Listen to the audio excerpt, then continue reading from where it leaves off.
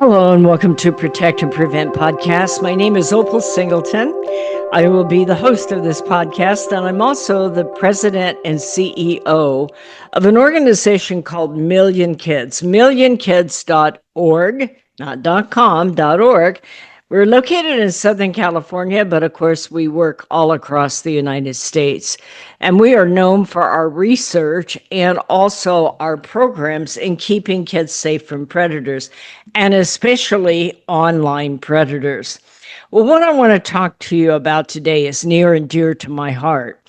And that is that almost every time I talk to a young person, or I talk to a parent of a young person, or maybe the pastor of a young person, they all have the same response. They'll go, "Oh, Mom, I know. Oh, Dad, I'm going to know. It won't happen to me. I'll know when I'm talking to a bad guy." And it's an interesting thing how everybody thinks that their child is going to know and be able to really respond appropriately. But it's obviously not true, because the reports just came out from National Center for Missing and Exploited Children. Now, they are the biggest cyber tip hotline in the world, most likely. Now, quite frankly, FBI and Homeland Security and several of the others have their own hotlines, but NCMEC processes the most, and they are also the one that process the tip line from what we call ESPs, electronic service providers. That is, people who operate the platforms like Meta and Facebook, Instagram, Snapchat, Discord, all of that. We now have federal regulations that require them to scan their platforms for any images that are online of someone under the age of 18 that would qualify as sexual or illicit or a nude. It doesn't have to be a complete nude. And they run algorithms every night and report. And it's an interesting thing, because this has been going on now over the last year. Now, the law's been on the books for a while, but nobody was complying. But one of the things your child needs to know is that now they are complying. Even if they sent it willingly and sent it to someone they know, anytime there's an illicit image online, that is considered CSAM, which was formerly known as child pornography. And so it will be taken off, and it will be submitted to the hotline. And they're doing this because the number of young people being exploited around the world has just grown exponentially. In fact, I contend that it's to a pandemic level. I've been doing this for 15 years, and I've followed it, and it's really getting very large. In 2025, NCMEC, which is National Center for Missing and Exploited Children, they are an amazing organization, by the way, but they processed over 21.5 million, with an M, million reports of potential online child exploitation. That's more than 70,000 a day. Now, one of the reasons why I think this is so important is I want you to understand that there is no law enforcement agency in the world that can investigate that level of crime. And it is a crime, by the way, to have an image of someone under the age of 18 that's nude or sexually oriented. That is called CSAM, child pornography, okay? Child sexual abuse material. But I can guarantee you that almost every one of those victims that is being reported would have said, "I'm going to know if I'm about to be blackmailed, and I'm going to know if I'm about to be scammed into a nude, and it won't happen to me." You see, I believe that denial is a powerful tool for control. And I guarantee you, one of the greatest fears for your young person is that you're going to take their phone. And I get that, okay? You're not getting my phone either, Once you get those babies, you don't let them go. I get it. But what I want you to do is to look at a realistic approach in talking, especially with teenagers. Now, if you have a prepubescent child that's online, you already have more trouble than you know. But I'm going to talk about mostly today, especially teenagers, because of the fact that what we're finding is more and more teenagers are ending up with nudes online. And a nude online from this day forward will change their life forever. One of the types of sextortion and one of the discussions you need to have in there is when they say, it isn't going to happen to me, I'm going to know. It's important to have not a volatile conversation, but one where you sit down and say, I'm going to talk to you man to man, woman to woman as an adult, because you're on an adult device and I'm expecting you to think like an adult. So I want you to understand that the crimes of online exploitation of minors has changed dramatically, and it's very possible that you will not realize that you are about to become a victim. For instance, we now have something called financial sextortion in mostly young males. Across the United States, more than 40 amazingly successful, just dynamic young people, all males except one, have taken their own life when they got caught up in financial sextortion. And their parent had said, and there is that I have never heard of financial sextortion.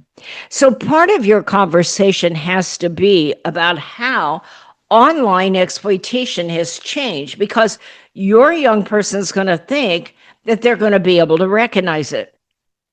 If you ask your young person, how are they going to know that this is a bad guy?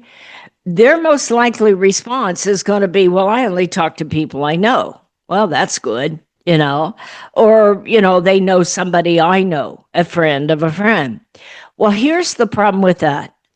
All of this technology has changed in the last 36 months. And I want you to understand this, and I want you to be able to have this dialogue with your young person. The first thing that happened in 2022 is we began the implementation of 5G high-speed internet around the world. You see, your child grew up with the idea that they're going to know because they think they're only talking to people they know or a friend of a friend. But in 2022, 5G high-speed internet started to be implemented all over the world. Right now, there are more than 5 billion people online, and any one of them can reach you and your child. And I don't care if your child's 17 years old and 6'2", okay? It applies to them, and it's really, really important that you all stop and have this conversation. Because now there are people online that have all the same technology you do. Not only are they connected to you, they can come right into your child's bedroom, the back seat of your car. If your kid is playing a video game on their phone, right in their bathroom, in their bedroom. There is no limit to where now criminal groups, terrorist groups, cartels, gangs, and some of the worst people you've ever met, pedophiles, can reach your child at any given moment. And we're just getting started. And it's really important that you all stop and take a look at this.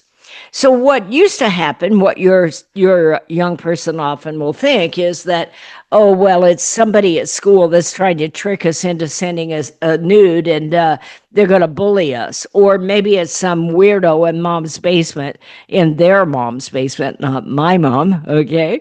In their mom's basement, that is a pedophile that's trying to get naked images, and they think, okay, that's who it is, and so I'm going to know. But it's not like that. Because now with 5 billion people online, not only can they reach your child, one of the things your young person needs to understand is they have the exact same technologies you have. They have geolocation software. In one of these cases of financial sextortion, the young person said, Mom, they knew everything about us. They had a picture of your job and a picture of you and a picture of me in my bedroom.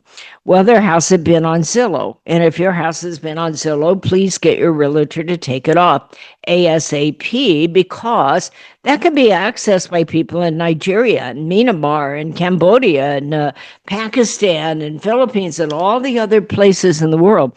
You see, the first thing that happened is that poor people all over the world now have all the same luxurious technology we have, and they know how to use it against us, because their line of thinking is we're poor and the kids in America will send you a nude in a heartbeat and we can blackmail them and we can make a lot of money. And now we can reach them. We can reach them in a matter of seconds and we can change their lives. And your sons and your daughters need to understand that. We're just getting started. Only 70% of the world's online. Wait till the rest of the poorer countries come online. And they not only have geolocation software, they have mass audience live streaming where they're on there with thousands of people. We have artificial intelligence so they can make themselves up look like anybody. And your young person is still using the friend of the friend kind of application. Well, let me tell you, if your young person is on Instagram or TikTok or even Discord, if they're not private, anybody can see all of their friends. So guess what? They're a friend of all your friends. On the top of it, they can come on and they're going to look like a friend of a friend because they know all about you. So one of the things I encourage you to do is, as a family, sit down and make a research project out of it. Everybody gets 2 days to gather up all the information they can find out about each other online. And why is that important? Because mom and dad, if you're on LinkedIn, your picture's out there, your business out there, you run your house address. What about that? Run each of your kids' name, run your high school information. And then all of you come back together in a couple of days and say, from here on out, anybody sitting in Nigeria or Ivory Coast knows all of this about me. So when I think they know me, they do, because they have used artificial intelligence to gather up all that information. They also have the same global money transfer capability you have. And your kids know exactly how to pay these guys off. So what is happening here is your young person is using the same old criteria as they used before the world became totally connected. And they're going to say, well, it won't happen to me because I'm going to know. I only talk to people I know. From this day forward, once you play the game with your young people, and I think your younger people that are online ought to do it, not just your older kids. Find out what they know and realize that from here on out, everybody's going to look like a friend. And everybody's going to look like a friend of a friend, unless, of course, you put your followers private. And you begin to set about and you start to realize that from this day forward, you and your family have an online reputation that will go on forever. This is the first generation that is in a globally connected world. But what you put online today will make a difference. So run that profile and start to talk about why this won't happen. And why it can be absolutely anybody. If they're a friend of a friend, you simply say, fine, I have a code word with that friend. What is it? And you hang up and you get away from them. If they're a friend of a friend, you simply say, I'm going to research this a little bit further. If they're a friend of a friend who wants an illicit image, run, baby, run. Okay, practice that line, run, baby, run. So I want you to start to role play with your young person. What happens here when a nude goes online? What happens when someone you met never says they know you? How are you going to handle it? Practice some responses to it and say, I don't really know you, but if you know that person, I'll ask them and I'll get back to you. Role play, what happens if they want a nude or they start sending a nude? I want your young person to start to role play how they're going to handle it. Not be surprised on the moment, because I guarantee you now, with the world globally connected, they will hook up with someone who looks like a hot 14-year-old kid. And, and everybody wants to flirt. And 1 out of 6 boys and 1 out of 6 girls are online now, have sent a nude online. It's the craziest thing I ever heard of, because our young people now need to know they're not just sending it to that one person. First of all, every day the platforms are scanning the internet for the nudes that are out there, and they are reporting it to NCMEC. So even if it's a hot 14-year-old that you want to flirt and impress with, you need to know that once that hits the internet, we now have laws that those platforms can scan it.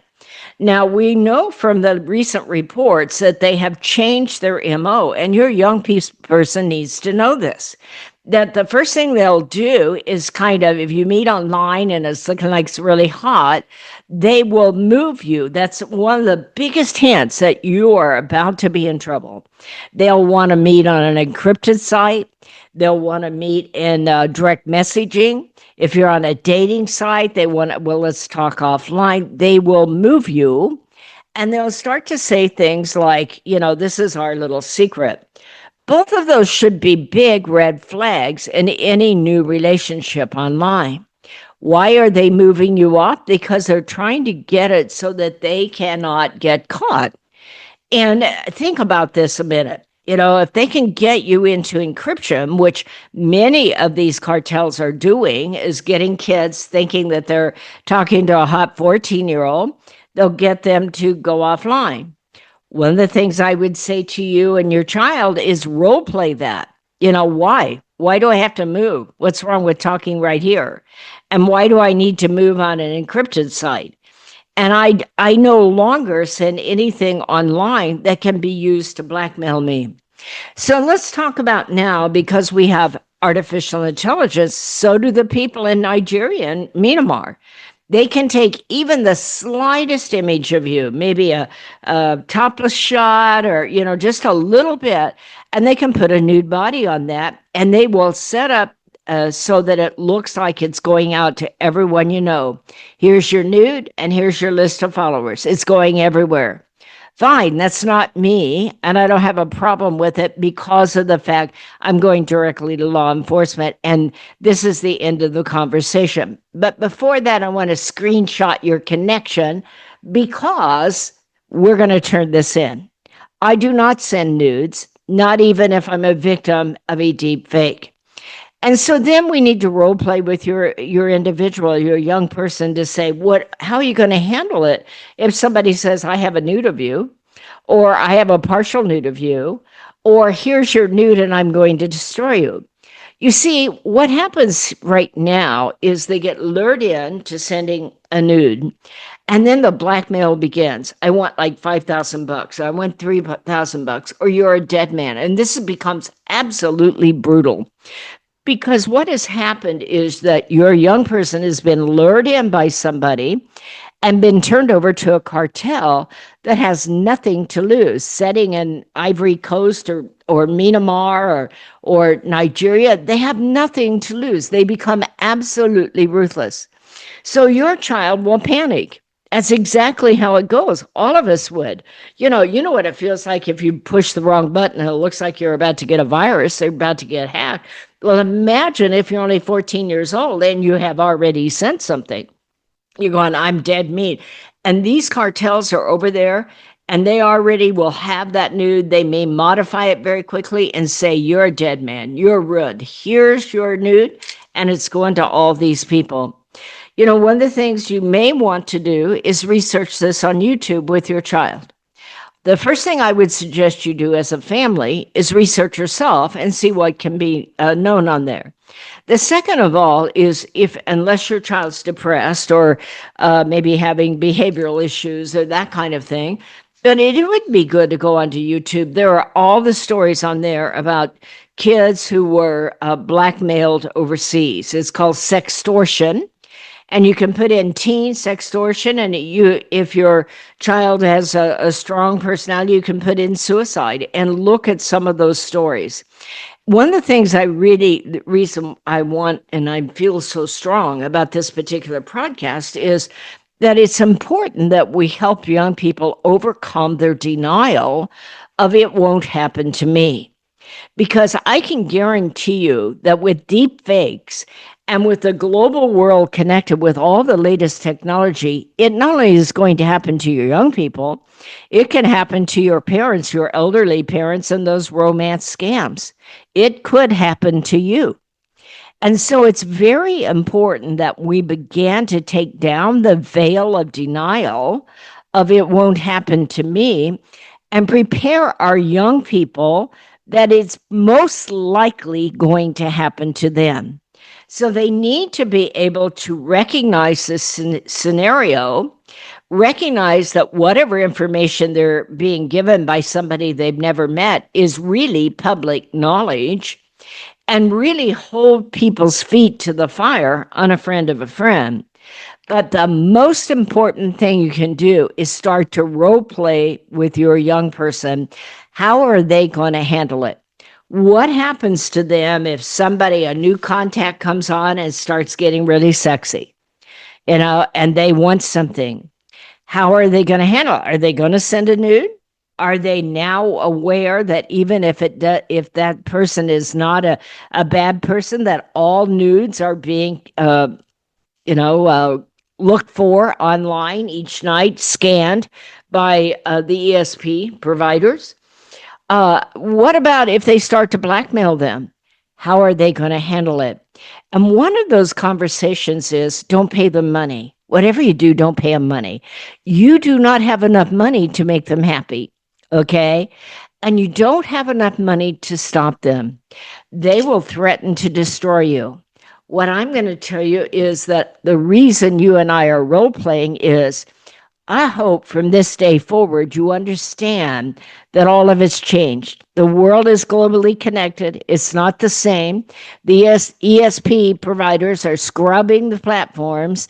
But most important, you can now be accessed by criminals and terrorist groups and gangs all over the world. So I want you to be ready to handle it. Number one, I hope from here on out that you won't send them anything they can work with, period. That you only are interacting with what you know, and that you value your digital reputation to the point you're not going to put it on there anyway. But if you do become a victim, I hope that you will know that I am right here for you. It could happen to me. I could be blackmailed. In dad, mom, anybody in the family, grandparents can be blackmailed. So we need a family strategy on how to handle it. And part of that role playing is let's talk about how you're going to handle it. Are you going to realize that this might be a trap? It might not be. But what's the worst that can happen? Somebody is considering you too cautious because you want to go somewhere and be something in your life. And so if you find yourself in trouble, I want you to think about coming to me. I will do my best not to yell and scream and grab your phone. This is serious business, and it will affect the whole family.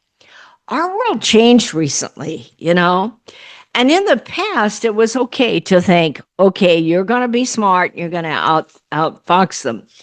But it could happen to me, and it could happen to you.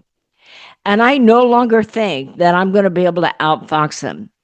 But what I do know is I'm going to practice on how to handle it so that when it does happen, I don't panic. I don't do something drastic. I don't think about taking my own life. I know right then and there to screenshot when I can, shut it off, block it, and walk away. But be prepared for them to come back as other people. These people are criminals. And there are millions of them online now around the world.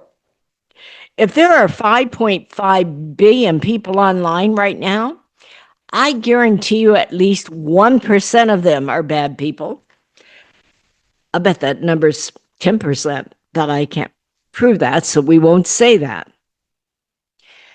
But it isn't a matter of if from here on out. It's a matter of when for your young person and for you. And it's a matter of how you're going to be prepared to handle it.